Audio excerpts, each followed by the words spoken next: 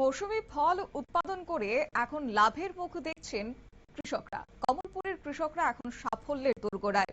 কারণ এই ক্ষেত্রে বর্ষাকালীন তরমুজ চাষের সাফল্যের সম্ভাবনায় তরমুজ ক্ষেত পরিদর্শনে গিয়েছেন আজ স্থানীয় বিধায়িকা স্বপ্না দাস পাল। কমলপুর মহকুমার সুরমা বিধানসভার অন্তর্গত সালেমা গ্রাম পঞ্চায়েত এলাকায় সোমবার বর্ষাকালীন তরমুজ চাষের অগ্রগতি পরিদর্শন করলেন বিধায়িকা। তিনি এদিন কৃষকদের সঙ্গে সরাসরি কথা বলে তরমুজ চাষের বর্তমান অবস্থা এবং তার সম্ভাবনা সম্পর্কে খোঁজ খবর নেন।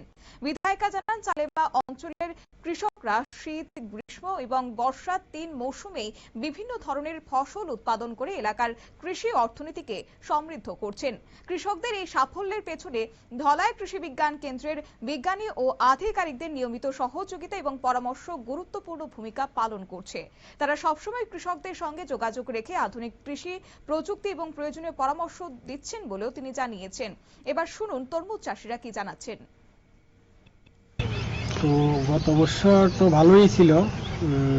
আমি এই বছর তো অনেক রকমের ফসলই করছি, এর মধ্যে নতুন একটা ফল এইবার চাষ রোপণ করছি আমি। তো এটার নাম হচ্ছে মাক্স মিলন, হিন্দিতে খরবুজ কয়।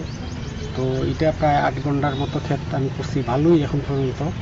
আর তরমুজ তো মোটামুটি আপনার 15 ঘন্টা একটা ক্ষেত লাগাইছি, 26 দিন তার বয়স। মোটামুটি লক্ষ্য ছাড়তে আছে, ভালোই গ্রোথ ভালোই আছে। আর পরবর্তীতে আরও 14 ঘন্টা ক্ষেত আগামীকালকে রোপণ করছি তরমুজ, সিনজানের সুগার কুইনটা। তো ফলন ভালোই। সিনজানের প্রথম বছর করছিলাম, আমাদের সালামা কেবিকের থেকে আমরা প্রজেক্ট দিছিল। 2 বছর আমি প্রায় 15 ঘন্টা ক্ষেত থেকে 80-90 হাজার টাকা আমদানি করতে পারছি আর কি, খরচ। চাষিরা জানান যে তরমুজ তারা উৎপাদন করছেন সেটি প্রায় 90 দিনের মধ্যে সম্পূর্ণ পরিপক্ক হয়ে বাজারজাত এবং খাওয়ার উপযোগী হবে। সাধারণত বর্ষাকালে তরমুজ চাষ কম হলেও সালেমা এলাকায় প্রায় 20 জন কৃষক সফলভাবে এই চাষে অংশগ্রহণ করেছেন। অন্যদিকে পরিদর্শনকালে স্থানীয় বিধায়িকা স্বপ্না দাস কি বলেছেন শুনুন।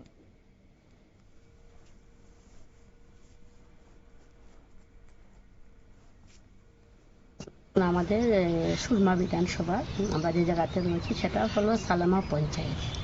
আর সেই সালামা পঞ্চায়েত এলাকায় আমাদের যে কৃষক ভাইরা রয়েছেন তারা অত্যন্ত পরিশ্রমী।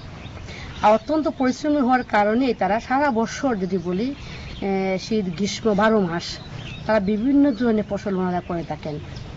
আর এই ফসল করার ক্ষেত্রে আমাদের ধলাই যে কেবিকে রয়েছে আমার সালামাতে, ওনার যে দপ্তরের যে সম্মানীয় আধিকারিকগণ রয়েছেন, ওনারা যে অত্যন্ত চেষ্টা করেছেন সবসময় আমার সাথে রয়েছেন। আমি বিভিন্ন সময় আমরা যখন আসি সেই জমিনগুলো পরিদর্শনে ওনারা আমাদের সাথে থাকেন এবং সেই দপ্তরের যিনি সায়েন্টিস্ট রয়েছেন, যিনি হেড অফ সায়েন্সিস আমাদের অভিজিৎ বাবু।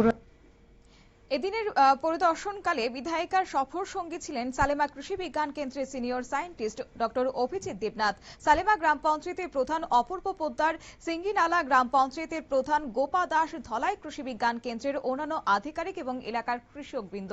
পাশাপাশি এই তরমুজ চাষের ফলে আগামী দিনে অনেকটা লাভের আশায় কিন্তু এখন দিন গুনছেন চাষিরা। নিয়ে নিচ্ছে ছোট্ট একটি বিজ্ঞাপন বিরতির সঙ্গে থাকুন।